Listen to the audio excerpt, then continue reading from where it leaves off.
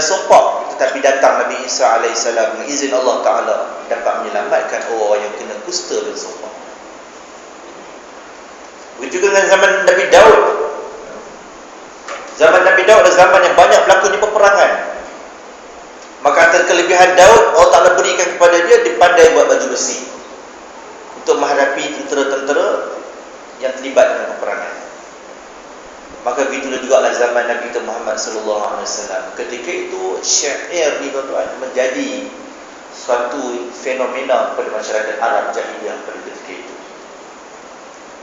Tuan-tuan jangan bayangkan syair itu macam syair kita ni, bukan. Ahli syair, penyair di zaman itu, kalau nak diikutkan, kalau dikata dia tu penyair, maksudnya semua orang kenal dia. Kira zaman sekarang ni macam artis. Penyair di zaman itu seperti artis di zaman ini.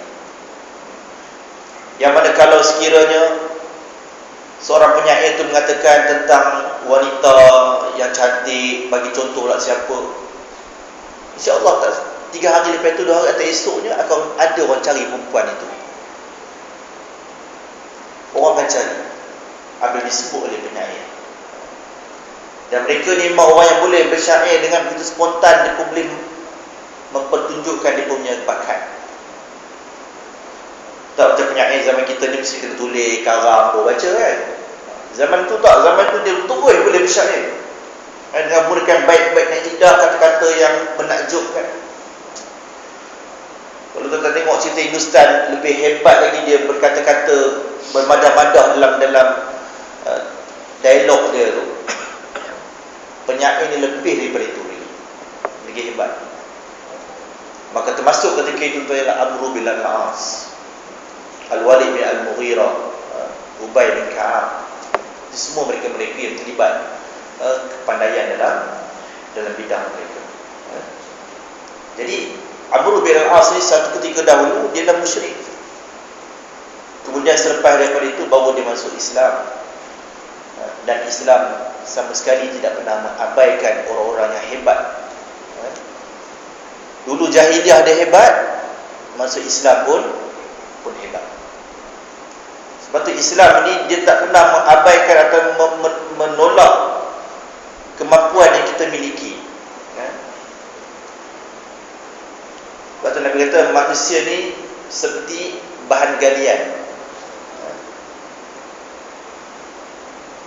Artinya sesiapa, kata Nabi, An-nas, manusia ni seperti bahan galian. Khiyarukum fil jahiliyah, khiyarukum fil Islam. Sesiapa yang hebat masa jahiliyah, dia juga hebat ketika dia meluk Islam. Sebab tu kalau dulu kita tengok ada orang yang, contoh kalau orang bukan Islam, dia masuk Islam, jangan tuan-tuan abaikan kehebatan mereka. Kalau dia masa bukan sebelum Islam, dia ada sumbangan dia yang baik untuk bangsa dia ke, agama dia ke, maka ketika dia masuk Islam, kita bawa kehebatan itu. Cat Stevens, kita tengok Cat Stevens, orang yang ratu dalam jazz. Bila dia masuk Islam, tak pernah kita kata hang jangan menyanyi, hang duduk senyap di masjid je, mana ada. Bahkan kita biarkan dia dakwah dengan cara, dengan kemahiran yang dia ada, itu dengan berlagu dan bernasyid dan sebagainya. Sebab itu Islam tak pernah mematikan kemampuan-kemampuan dimiliki oleh manusia. Tambah kita ada kawan-kawan, mungkin sebagian kawan-kawan kita ni kurang dekat agama, tapi kita tahu dia ada kelebihan. Bila dia masuk ke bidang kita ataupun dia kembali kepada agama, maka gunakanlah mereka ini sebagai alat-alat yang boleh membantu dalam dakwah. Sebab inilah cara yang tuan-tuan yang dibuat oleh Nabi. Nabi tengok siapa yang hebat masa jahiliah, Nabi iktiraf dia juga hebat ketika dia masuk Islam. Khalid bin Al-Walid, tengok Khalid bin Al-Walid. Khalid bin Al-Walid masa perang Uhud, dialah menjadi penyebab kenapa tentera Islam kalah. Sebab ketika mereka lupa dengan arahan Rasulullah mengambil barang-barang di bawah pergunungan itu, maka Khalid Al-Walid yang memimpin tentera musyrikin ketika itu, dia datang dari sebelah atas dan dia berjaya mengalahkan tentera Islam ketika itu. Maka selepas dia masuk Islam, Islam meraihkan dia.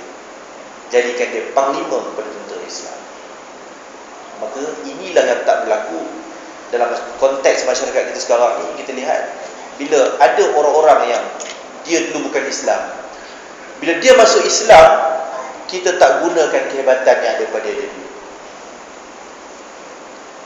Bahkan ramai di kalangan yang bukan Muslim atau kita kata yang mu'allaf ni, bila masuk Islam, kadang-kadang apa pun dia tak boleh buat.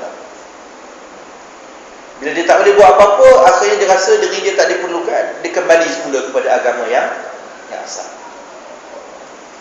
Sedangkan Islam di zaman Nabi mempergunakan mereka ini, melihat kepada kehebatan yang mereka ada.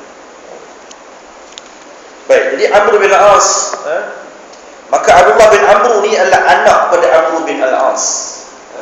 Abdullah bin Amr ni, riwayat hadis ini tuan, dia adalah anak pada Amr bin Al-As.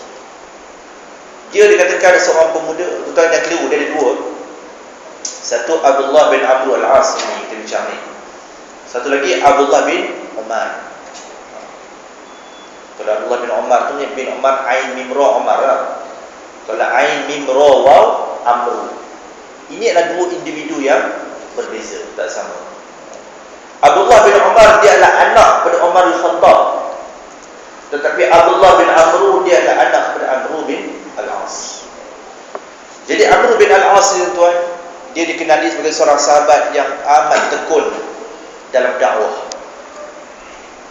amat tekun dalam beribadah. Orang yang paling kuat beribadah, rajin beribadah, tekun beribadah, inilah dia Abdullah bin Amr bin Al-As.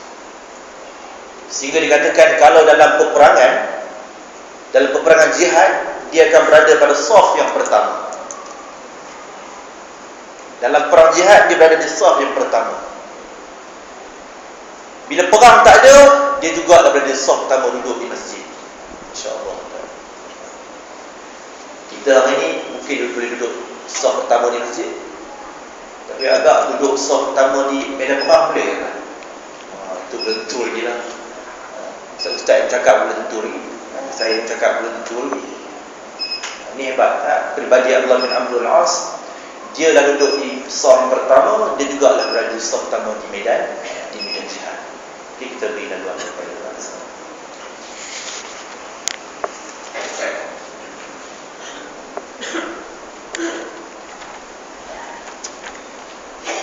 Baik, Abdullah bin Amr Al-As, seorang pemuda yang berada di saf yang pertama di dalam masjid, dia juga berada di saf pertama dalam medan jihad. Dan dia dikenali sebagai orang yang sering buat ibadah yang cukup hebat. Sampai dikatakan siangnya dia berpuasa dan malamnya dia bangun untuk bertahajud kepada Allah Subhanahu wa taala. Dan boleh dikatakan hampir setiap hari dia berpuasa. Sehingga Nabi sallallahu alaihi wasallam menegur dia. Dia berkata, "Ya Abdullah, kenapa kamu tidak? Aku dengar kamu ni terlalu banyak berpuasa sampai kamu tidak berbuka. Kenapa tidak kamu berpuasa dalam satu bulan 3 hari?" Kata Nabi. Kata Abdullah bin Amr, "Aku boleh buat lebih daripada itu, wahai Rasulullah." Dia kata, "Aku berkemampuan, aku boleh buat lebih daripada itu." Okey, Nabi kata, "Kenapa kamu tak buat dalam satu minggu tu 2 kali je? Fil Jum'ah yaumain." Buat dalam satu minggu tu 2 kali. Ini hari Isnin dan Khamis. Dia kata, "Aku boleh buat lebih daripada itu, wahai Rasulullah." Maka Nabi kata, "Asumu wa aftur." Aku ni berpuasa, kata Nabi, wa aftur, dan aku juga berbuka puasa. Artinya tak adalah pecahan hari-hari puasa. Aku puasa, kata Nabi, tapi ada hari lain aku tak puasa, aku buka.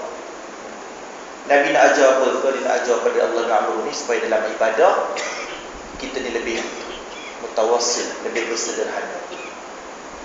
Sebab apa? Sebab Nabi bimbang, kalau sekarang ni dia boleh mengekalkan momentum tu masa dia muda, tapi bila dia tua besok, kemungkinan dia tak boleh nak mengekalkan momentum itu, akhirnya takut dia tinggal. Sebab tu Nabi ajar kita nak buat ibadah pun buatlah ibadah sederhana. Maka Nabi kata pada dia, kalau macam tu ada baiknya, sebaik puasa kata Nabi ialah puasa Nabi Daud. Engkau puasa satu hari, engkau buka satu hari. Puasa satu hari, buka satu hari. Ini pesanan Nabi kepada Abdullah bin Amr al-As. Dan Nabi kata pada dia, usalli wa anam. Aku pun sembahyang kata Nabi, tapi aku juga tidur. Maknanya Nabi pesan kepada Abdullah bin Amr, janganlah sembahyang dia sampai tak tidur. Tidurlah juga. Jadi kita pun sama tuan nak beribadat ni, nak buat ibadah ke Tuhan, biarlah sederhana. Kalau dengan sederhana tu insya-Allah tuan-tuan akan dapat maintain sampai ke akhirnya. Kalau kita daripada sekarang kita buat terlalu ekstrim, takut bila satu peringkat esok kita dah tak berkemampuan, akhir takut kita tinggal terus. Dan kata Nabi, atazawwajul nisa, dan aku juga berpuasa, aku juga sembahyang malam, tetapi aku juga mengahwini wanita. Sebab ada orang tuan bila dia terlalu ibadah, dia tak rasa dia tak nak berkahwin. Maka Nabi kata, aku juga mengahwini wanita. Kemudian Nabi kata, faman ghaiba an sunnati falaysa minni. Barang siapa yang tak suka kepada sunnahku, maka dia bukan daripada golongan. Maka sabda Nabi pada Abdullah bin Amr bin al-As ketika itu. Baik. Apa kata Abdullah bin Amr al-As? Dia kata, Nabi sallallahu alaihi wasallam, daripada Nabi sallallahu alaihi wasallam, aku dengar Nabi sebut, qala al-muslimu, orang muslim, man salimal muslimuna min lisani, iaitu mereka yang menyelamatkan orang Islam yang lain daripada lidah mereka, wa yadihi, dan juga tangan mereka. Tangan ni maksudnya kekuasaan yang ada pada orang. Maksudnya orang Islam ni ikut macam mana tuan, dia akan cuba jaga lidah dia daripada menyakitkan hati orang lain. Dan dia juga jaga tangan dia daripada buat keputusan-keputusan yang boleh memudaratkan orang lain. Ini orang Islam. Wal muhajiru, dan orang berhijrah itu ialah ma hajara nahallahu anhu. Ma hajara ma nahallahu anhu. Man hajara ma nahallahu anhu. Dan orang yang katakan berhijrah itu ialah mereka yang berhijrah, yakni dalam kata lain, mereka meninggalkan apa juga larangan-larangan Allah Subhanahu Wa Taala kepada mereka. Baik, pendek tuan hadis ni berkenaan dengan syarah dia. Itu pertamanya kata Al-Imam Ibn Hajar Al-Asqalani, semuanya Al-Khattabi, seorang ahli tafsir, dia kata apa? Hadis ini menggambarkan bahawa Muslim yang paling utama adalah Muslim yang mampu melaksanakan semua kewajipannya untuk memenuhi hak-hak Allah Subhanahu Wa Taala. Dia kata hadis ini menceritakan tentang orang Muslim yang paling utama ialah yang mampu melaksanakan semua kewajipan-kewajipannya kepada Allah. Macam tadilah yang disebut birrul iman tu, cabang-cabang iman tu. Kalau kita boleh melaksanakan semua kewajipan-kewajipan kita tu, Masya Allah, hebatlah kita. Dan juga hak-hak sesamanya, iaitu hak sesama manusia kita penuhi. Sebab tu orang yang cemerlang ialah mereka yang boleh memenuhi hak Allah dalam masa sama memenuhi hak manusia dengan kadar-kadar kemampuan yang mereka ada. Macam kita lah, bukan semua hak manusia kita boleh penuhi, tak boleh. Tetapi dia suruh kita berakhlak. Maksudnya kalau tak mampu cakap tak mampu, tak boleh cakap tak boleh. Ini hak, ini orang Islam punya adab. Dan juga hadis berkenaan menceritakan bahawa inilah kriteria orang Muslim. Sebab tu orang Muslim, kalau dia nama dia Muslim tapi dia tak mampu jaga lidah dia tuan-tuan, dia bukanlah orang Muslim yang baik. Saya kadang saya dengar rebutan ramai daripada orang, bukan tuan-tuan lah, di luar sana. Dia kata, Ustaz, kenapa Ustaz? Kadang kita tengok penampilan dia Ustaz, tudung Ustaz, Masya Allah Ustaz, lampuh Ustaz, tapi mulut boleh tahan Ustaz. Itu kita letih tu. Jadi macam mana kita nak jaga tu? Kalau penampilan kita baik, orang tu penampilan pakaian kita, orang kata, oh ini agama jaga sungguh. Orang lain pakai tudung lebih kurang, dia tudung labuh. Tetapi dalam bab umpan, bercakap, mengata, dia pun dia orang utama juga dalam umpan ini. Ini sedih tak? Tulis sebut sini bahawa kriteria seorang muslim ialah mereka yang mampu menyelamatkan kaum muslimin daripada bencana akibat ucapan lidah dan